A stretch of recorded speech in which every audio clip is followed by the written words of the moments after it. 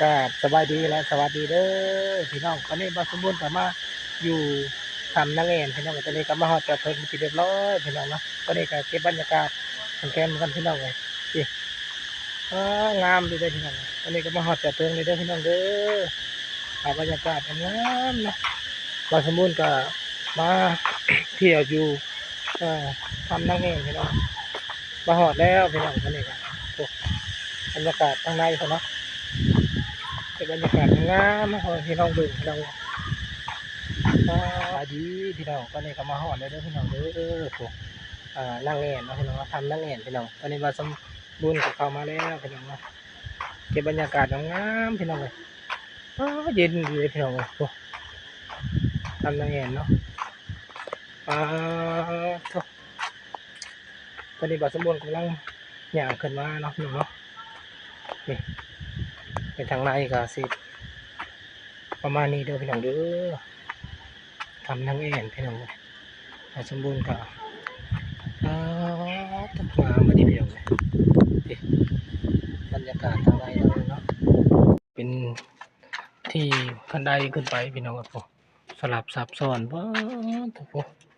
นี่ก็เป็นเรือนะตัวพี่น้อง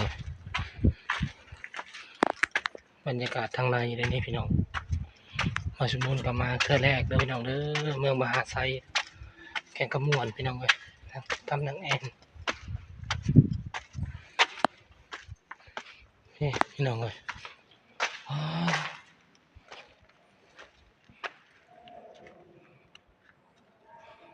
โอ้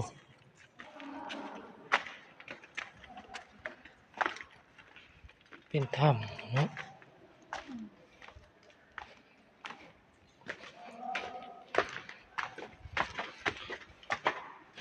เหอออกเลย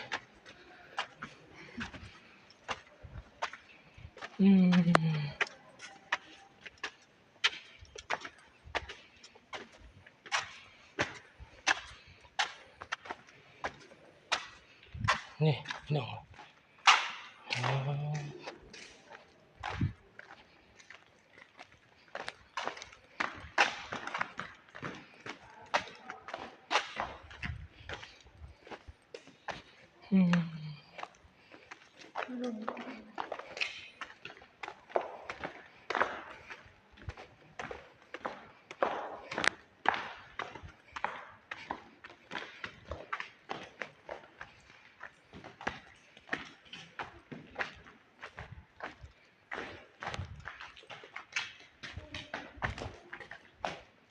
ปุ่ม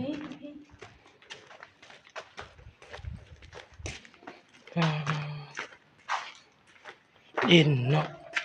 แสดงว่ามีลมเข้ามาจึงว่ามีเย็นเลยแสดงว่าทำในหูในชอดกันชอดมันมาทำหูหน้ามาแล้วนี่จึงว่ามีลมพี่มาพี่ลมบ่ลงได้ป่ะเนี่ยมันต่อกันเนาะต่อ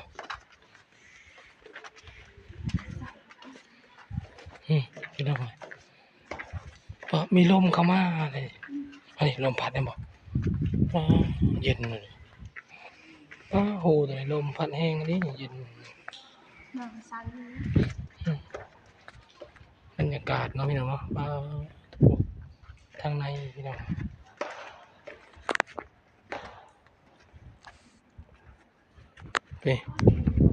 เย็นนะเนี่ยตื่นเต้นเนาะเถื่อนะมาอยู่ทางในพี่น้องกว้างเลยพี่น้องกว้างเลยพี่น้องเลยอยู่ทางในทางในกว้างไหมมาสมบูรณ์เขาไปอยู่ทางในพี่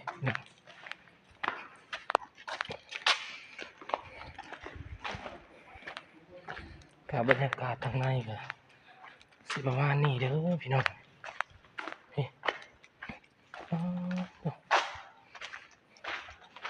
บอกสมบูรณ์กับเคยมาจ้าเทื่อมาเป็นเทื่อแรกพี่น้องเลยดีใจนะพี่น้องดีใจมากหลายพี่น้อง ฮะ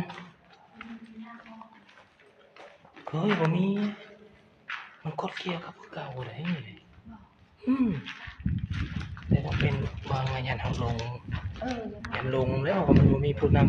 ำคันมีผู้นำทางเดินหนึงได้จะบ่จักลงแล้วพี่น้องเฮาเคยมาจากเถื่ออ๋อไปเนาะแต่เขาขี่บนในขี่น้ำไอ้ขี่เรือนั่นเนาะลงน้ำนะมีลุ่มแล้ว มีลม มีลุ่มโอ้อ่ะโอ้อยู่ทงบ่นี่ทางลงเนาะทางลงนี่ทางเทิงจับพี่น้องบ่สมุนมาเป็นครั้งแรกเลยพี่น้องเด้อตื่นเต้นเนาะตื่นเต้นพี่น้องมาอยู่ทางในพี่มากันสองคนพี่น้องมากันสองคนเนาะ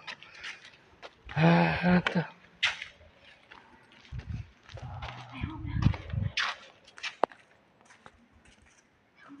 นี่ก็สิประมาณนี้เดี๋ยวพี่น้องเด้อไปทำนางเอ็นเนาะพี่น้องเนาะนี่บรรยากาศทางในนะพี่น้องตอนนี้ก็มาหอดจอดถึงเลยเด้อพี่น้องเด้อ